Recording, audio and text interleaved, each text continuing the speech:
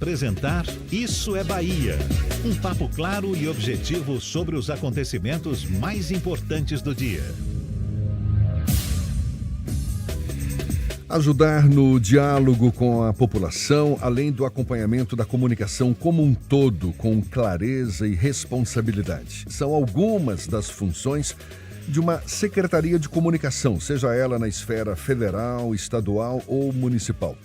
E desafios muito grandes, imensos, especialmente agora em tempos de rápido acesso à informação, que por vezes pode nem representar a verdade. A gente vê aí o advento das redes sociais, da disseminação das fake news. A secretária de Comunicação da Prefeitura de Salvador, a jornalista Renata Vidal, está aqui conosco e, claro, vai conversar com a gente. Um prazer recebê-la no Isso é Bahia. Seja bem-vinda. Tudo bom, secretária? Tudo bom, colega? Renata. Jefferson, querido, bom dia. Muito feliz de estar aqui. Nem sinto que estou dando entrevista, viu? Sinto que estou batendo papo aqui com a turma. Ernesto, querido amigo. Jefferson, querido amigo, colega há muito tempo. Trabalhamos juntos. Tive essa honra.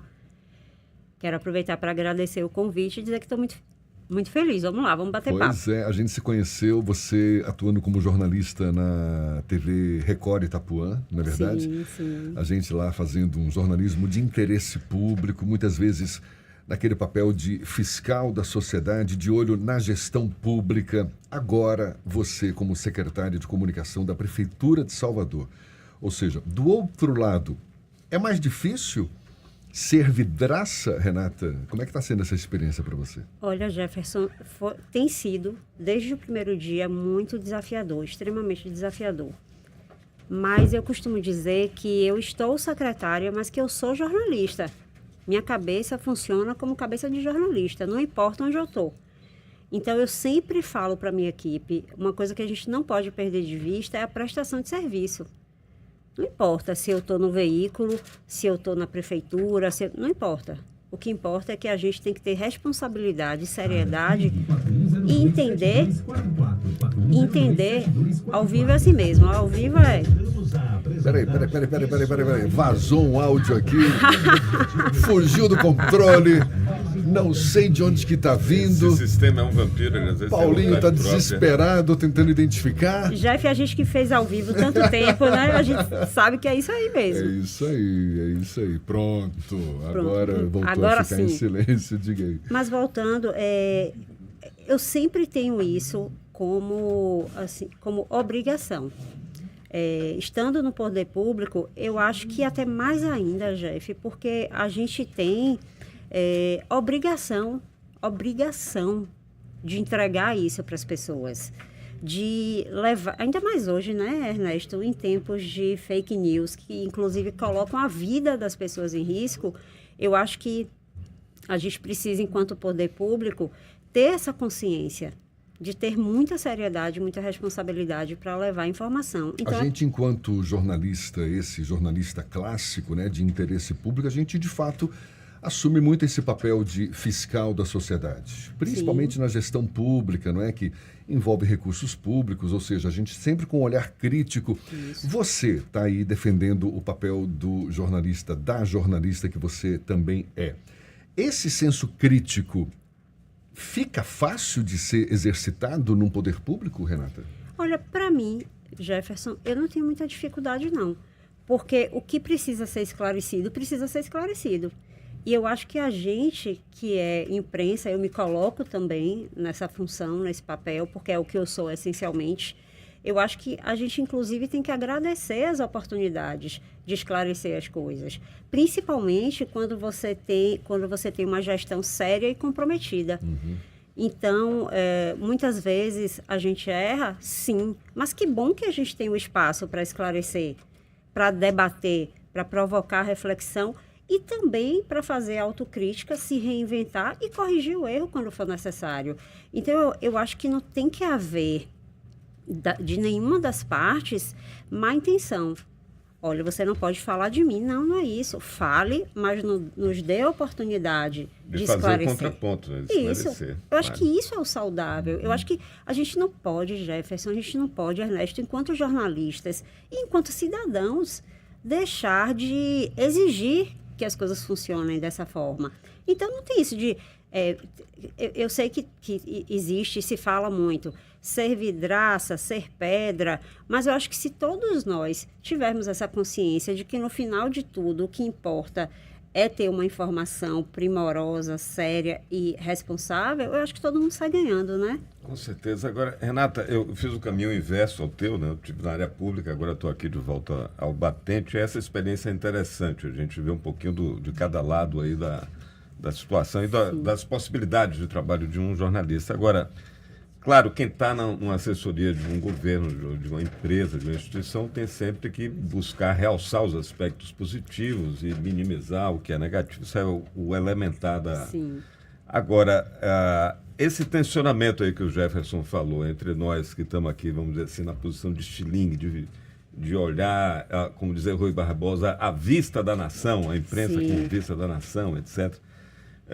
A gente tem, em tese, esse contraponto, essa tensão permanente, mas eis que surge um adversário comum, que são os criadores das notícias falsas, né?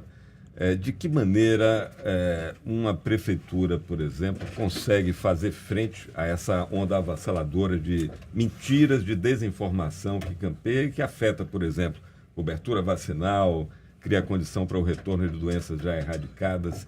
De que maneira uma Secretaria Municipal de Educação pode contribuir para isso, sem deixar de cuidar, evidentemente, da imagem do governo?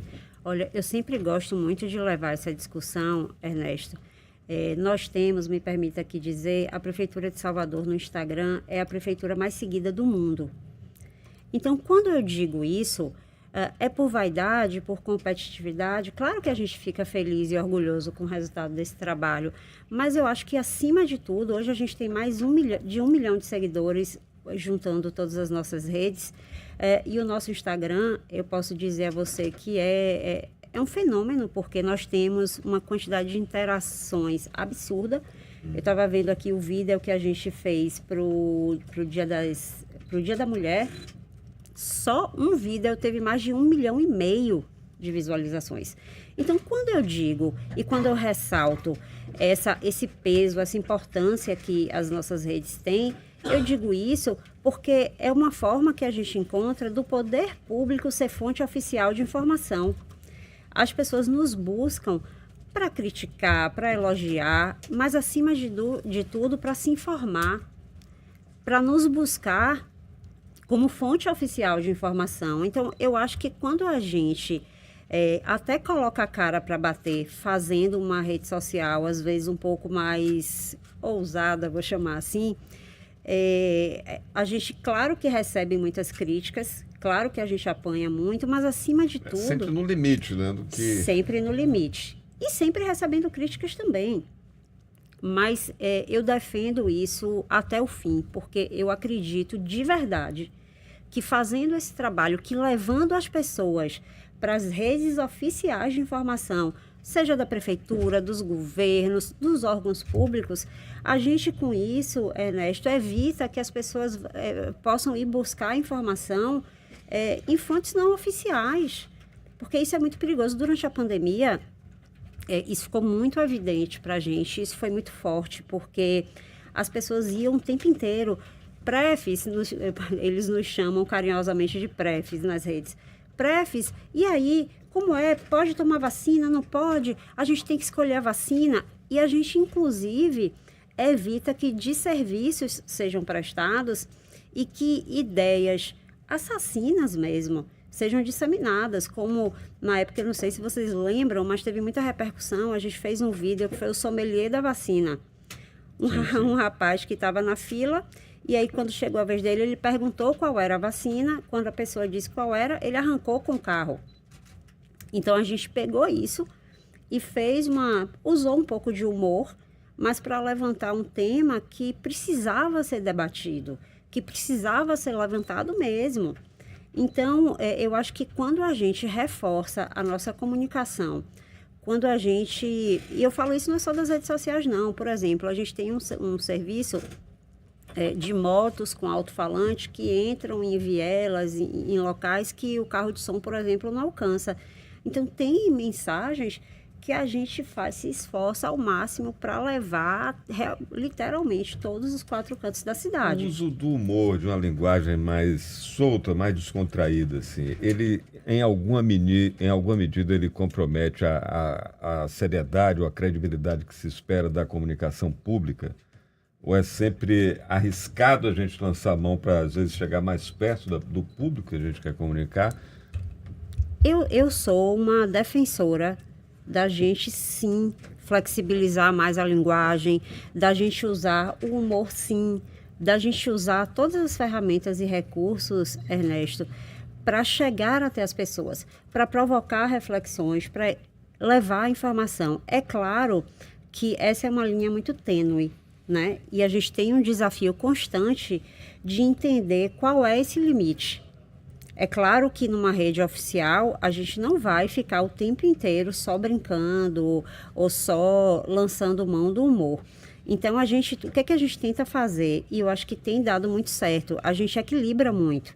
A gente leva a prestação de serviço, a gente leva a discussão, mas a gente também leva leveza. A gente faz com que as pessoas riam um pouco, descontraiam. E sabe uma coisa interessante disso? A gente tem atraído, a gente observa, analisando, avaliando os nossos números, que cada vez mais jovens, que a garotada está indo para as redes sociais, para o nosso Instagram, para o nosso Facebook, para o nosso TikTok. O TikTok, aliás, é um desafio muito grande, é uma rede que nos desafia muito, né? Porque tem confusão com a ouvidoria? Tem alguma sobreposição ou sombreamento entre esse diálogo que a SECOM faz e o papel da ouvidoria do município? Eu acredito que não. Eu acho que a gente, inclusive, consegue se complementar muito bem. As pessoas hoje correm muito, né, Ernesto? Pega aqui, tem muita facilidade. Você pega aqui seu celular, vai ali, manda uma mensagem, faz sua cobrança. A gente tem uma equipe que é muito atenta, tenta responder o mais rápido possível, tenta responder todo mundo, tenta fazer uma interação muito saudável. Então, acho que não, acho que se complementa. Nessa coisa da interação, numa matéria polêmica, como, por exemplo, a urbanização ali da nossa Orla Norte, aquele pedaço ali de Estela Maris e Praia do Flamengo, tem um movimento que se opõe ao projeto que está sendo implementado. Sim, eu moro lá, acompanho de perto. Pela prefeitura. Como é que se dá essa interação? A interação é para neutralizar o impacto de uma reação que há contra um projeto da prefeitura? Ou, em alguma medida, é possível se estabelecer um diálogo produtivo ali em que as opiniões contrárias sirvam para, por exemplo, melhorar o projeto? Sem dúvida, o diálogo sempre. O diálogo sempre. A gente não tem uma orientação interna para, por exemplo, ficar apagando comentários, para deixar ali à vista só os comentários que sejam positivos, porque, mais uma vez, eu vou voltar ali para o início da entrevista. Eu acho que perde o sentido, a comunicação ela perde o sentido se a gente fizer isso. E não importa se eu estou aqui na bancada, não importa se eu estou coordenando a comunicação de um órgão público. Então, a nossa orientação na comunicação sempre é o diálogo. Sempre é, claro, tentar esclarecer. E eu recebo também relatórios semanais, às vezes até diários, a depender do que esteja em discussão, do que se falar do termômetro. Nas redes, né? Então, com esses relatórios, a gente entende, olha, esse tema aqui está indo por um caminho, está sendo bastante questionado. O que é que a gente vai fazer? Não são respostas também aleatórias, cada um fala o que quer. É claro que a gente tem uma coordenação. A gente não pode perder isso de vista, senão a coisa, né, perde a razão de ser. Sua opinião como profissional da área, como gestora pública também, sobre o PL das fake news. Você acha que alguns críticos dizem que é uma forma de censurar a internet? Você que sente na pele, né, como secretária de comunicação, os efeitos mais negativos desse mau uso que se faz muitas vezes das redes sociais. Qual a tua opinião sobre isso? Eu fico muito preocupada, viu, Ernesto? Porque eu acho que a gente vem adiando há muito tempo essa discussão. Eu acho que se polarizou e se politizou muito o tema. E acho que o tema central, que é debater em si o combate às fake news, ele ficou secundário. Ele deixou de estar ali no centro da discussão. Eu acho que tem alguns temas que precisam ser melhor debatidos, sim. E um dos que me incomodam bastante é a coisa dos políticos terem imunidade, vamos chamar assim, de poderem usar as redes sociais como bem entenderem. Eu acho que esse é um ponto que precisa ser melhor discutido. Mas eu acho que a gente não pode mais adiar isso, porque hoje, claro que a gente já avançou bastante, mas a gente vê aí, por exemplo, a União Europeia já tendo implantado e vem fazendo isso aos poucos e a coisa vem dando certo. Então, eu acho que aqui eu não me sinto nem um pouco ameaçada de censura se a coisa for feita levando em consideração sempre, claro, a liberdade de expressão, mas a gente não pode mais aceitar, Ernesto, que hoje as pessoas se escondam atrás de um discurso legítimo e tão importante como a liberdade de expressão para cometer crimes. Então, assim, não dá mais para a gente não ter um acompanhamento algum limite. Não dá.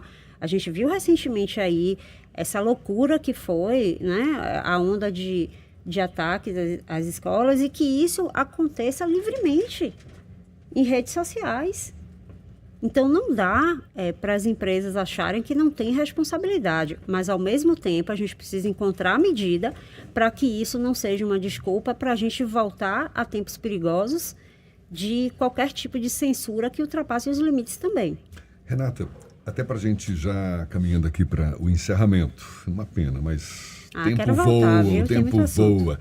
Você bem sabe como que a imprensa, em geral, trabalha muito para ontem, não é verdade? A gente tem TV, você tem passagem por TV, sabe bem como é. Às vezes você tem aquele minutinho ali precioso para levantar uma informação, busca essa fonte, não é? Que pode te dar essa informação, e é o tempo que você tem disponível. Como é que você lida com esse cuidado, uma vez que certamente deve ser muito procurada, não é? Para se posicionar diante de determinados assuntos, e que crítica você faz também em relação a essa agilidade do poder público, no caso da sua secretaria, você que deve manter uma interlocução com as demais secretarias da prefeitura também, sobre essa agilidade, ela tem sido a contento, tem sido um desafio, vocês também têm um deadline para prestar essa atenção a quem os procuram? Olha, Jefferson, eu imagino que meus colegas devam me achar uma chata na prefeitura, porque a minha cabeça é o que eu falei aqui. E a minha cabeça é cabeça de jornalista, cabeça de redação. Então, tudo é para ontem, né? Então, é claro que são times diferentes. A gente que vem de redação, a gente sabe que, às vezes, você tem ali com o jornal no ar, você está tendo que checar, você tem que apurar e tem que levar informação. E quando você lida com uma estrutura tão grande, às vezes você tenta falar, não consegue, eu ligo, não atende. Mas, graças a Deus, a gente lida na prefeitura com gestores que têm muita responsabilidade com isso, que entendem o papel que desempenham. Eu falava mais cedo, vindo para cá, com Sóstenes, meu colega querido da Codesal. E Sóstenes me falava, Renata, eu estava ontem, 8 da noite, falando, dando informação, agora aí me mandou um print, 5h30 da manhã, já respondendo também uma emissora. Então, assim, a gente tem, graças a Deus, na prefeitura, a maior parte dos gestores são gestores que têm esse entendimento. É um desafio, sim, você perguntou se é desafiador, é extremamente desafiador, porque é uma estrutura muito grande, mas dentro dos nossos limites, a gente tenta sempre, nós temos equipes ali no jornalismo, a própria equipe digital. A nossa turma fica sempre muito atenta para tentar dar essa resposta o mais rápido possível, principalmente porque eu sei a importância que isso tem e sofri isso na pele, né, Jefferson? Então, eu acho que isso faz toda a diferença também. Você bem sabe como é, não é? Temos que programar um novo papo aí com a Renata Vidal, jornalista, secretária de comunicação da Prefeitura de Salvador, porque certamente tem muito papo para ser tocado, mas assunto. Por hora é sempre. Só o nosso muito obrigado. Um prazer recebê-la aqui com a gente e seja sempre bem-vinda. Isso você já sabe. Muito, muito obrigada, Jefferson, amigos queridos. E, acima de tudo, eu acho que sempre que a gente tiver espaço para falar de comunicação, para fortalecer a comunicação, para que as pessoas entendam o papel importante, estratégico e responsável que a gente tem que ter, eu vou estar sempre disponível. Então, muito obrigada, a gente adorei. E Ernesto, vou lhe cobrar o café, viu? Pronto, está prometido. Café rende aqui nesse programa. Vambora. Legal, Renato.